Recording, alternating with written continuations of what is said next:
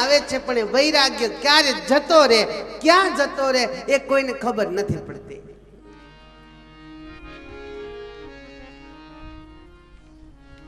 ભક્તિના સમરાઓ છૂટે છે, પણ એ ભક્તિ ક્યાં જતી રહે છે એ ખબર નથી પડતી. ઘટના એવી ઘટી, નારદજી વેદની રૂચાઓ બોલે, જ્ઞાન અને વૈરાગ્ય જાગૃત થાય, પાછી રૂચાઓ બંધ કરે એટલે હતા એવા મૂર્છિત થાય. નારદજી ખૂબ ચિંતિત થયા છે. ભક્તિ દેવીને વચન પણ અપાઈ ગયું છે, ને એક સંતનું વચન યદિ સાધક સુધી ન પહોંચે તો એ ભગવી કંઠાને દાગ લાગે. નારદજી ઉદાસ થયા છે, મનમાં વિચારે છે કે મારે શું કરવું, હું શું કરું જેનાથી ભક્તિ અને ભક્તિ દેવી જ્ઞાન અને વૈરાગ્યના દુઃખો એ દૂર થાય. આકાશવાણી થઈ છે કે નારદ, તું સત્કર્મ કર. પણ કયું સત્કર્મ કરવું એની મૂંઝવણમાં નારદજી ફરતા ફરતા બદ્રિકાશ્રમમાં આવ્યા છે. પોતાના ભાઈઓને કહે છે કે બસ હવે મને એ ઉપાય બતાવો. હું ફરતો ફરતો બધે જ પૂછતો આવ્યો છું, પણ મને હજી કોઈએ મારા પ્રશ્નનો પ્રત્યુત્તર જવાબ આપ્યો નથી. કૃપા કરી અને હવે તમે જ કંઈક ઉપાય બતાવો. મેં ભક્તિ દેવીને વચન આપ્યું છે કે જો હું તારો દુઃખ દૂર ન કરું તો હું હરિનો દાસ નહીં.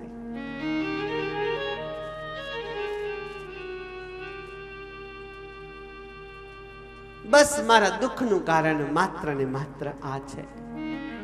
મારા ચહેરાની ઉદાસીનતાનું કારણ જો કોઈ હોય તો એ ભક્તિ દેવીનું દુઃખ દૂર નથી થયું.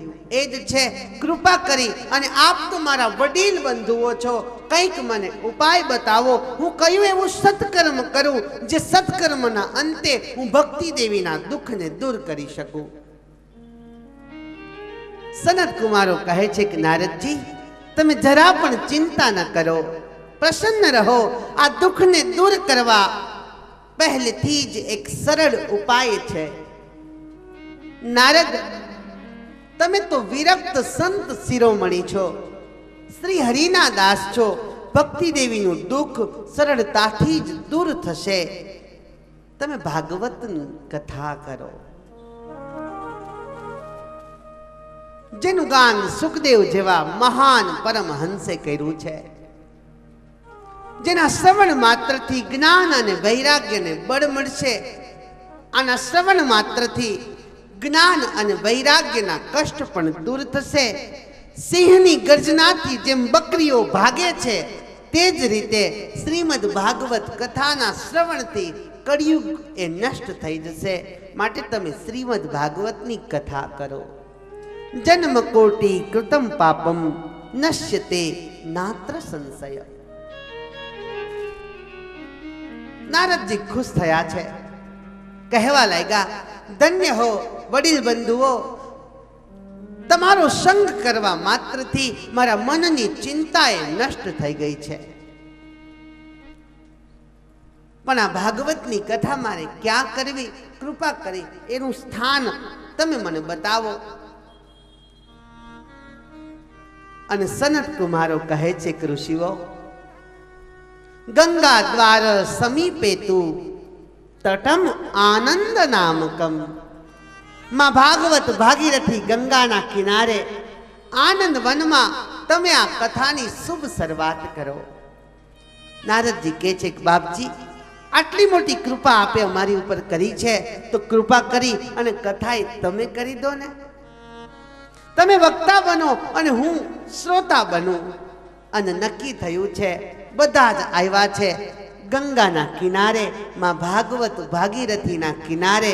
આજે સૌનકાદિક ઋષિઓ અને નારદજી બધા જ આવ્યા છે. ભક્તિ દેવીના બંને પુત્રોને સાથે લઈ હરિદ્વારમાં કથા સ્થળે પહોંચ્યા છે. અને આ કથાની ચર્ચા બ્રહ્મલોક, દેવલોક, ભૂલોકમાં આજે થવા લાગી છે. જે ભાગવત રસિક ભગવત ભક્તો હતા એ બધાય શ્રીમદ ભાગવત કથામૃતનું રસપાન કરવા દોડી અને પોતાની જગ્યાએ બેસી ગયા છે. ભૃગુ, વશિષ્ઠ, ચ્યવન, ગૌતમ, વિશ્વામિત્ર આ બધા જ મુનિઓ પોતાનું શિષ્ય મંડળ લઈ અને ભાગીરથીના કિનારે આવ્યા છે. પુષ્કર આદિક સરોવરો આવ્યા છે. ગંગા આદિક નદીઓ એ પોતાના સ્વરૂપો ધારણ કરી અને કથાનું શ્રવણ કરવા માટે આવ્યા છે. હિમાલય આદિક પર્વતો આવ્યા છે. ગંધર્વો, દાનવો, આજ બધા યક્ષો, આ બધા જેને જેને ખબર પડી કે આજે માં ગંગાના પવિત્ર કિનારે કથા થવાની છે એ બધા જ દોડી દોડી અને પોતાનું સ્થાન લઈને આવ્યા છે. ચારેય બાજુ ક્યાંય જગ્યા ખાલી નથી. એક બાજુ ઋષિ મુનિઓ બેઠા છે, એક બાજુ દેવતાઓ, યક્ષો આદિક બેઠા છે, એક બાજુ સ્ત્રીઓ બેઠી છે, એક બાજુ નદી, તળાવ, હિમાલય આદિક સર્વે બેઠા છે. અને સનત કુમારો એ વક્તાના શ્રેષ્ઠ આસન ઉપર આજે વિરાજમાન થયા છે. સુત પુરાણી સાવધાન કરતા કહે છે કે ઋષિઓ, મુખ્ય શ્રોતા તરીકે ગૌદુહન સમય સુધી પણ સ્થિર ન રહેનારા એ ભાગવતની કથા સાંભળવા માટે સ્વયં નારદજી મુખ્ય શ્રોતા બન્યા છે. અભિમાની જે હતા ને એ ન આવ્યા. અમને પત્રિકા નથી આપી. આ તકલીફ બહુ મોટી છે. લગ્નમાં તો વેન કરે, પણ હવે તો કથામાંય કરે. અલ્યા આ તારે કઈ પેંડા ખાવા નથી આવવાનું, તારે મોક્ષ લેવા આવવાનું છે. ગુરુ આ પ્રોબ્લેમ ત્યારે હતો હો, વડ ખાવાનો. અને હજી ચાલ્યો, એ તો આગે સે ચલી આ રહી હૈ. અભિમાની જે હતા એ ન આવ્યા. મનમાં અભિમાન હતું કે અમને ફોન કરશે, અમને કોલ કરશે તો અમે જશું. અહીંયા છોકરી જોવા નથી આવવાનું, આગું નાખવા નથી આવવાનું, આ કથા સાંભળવા આવવાનું છે, આ મોક્ષ માટે આવવાનું છે.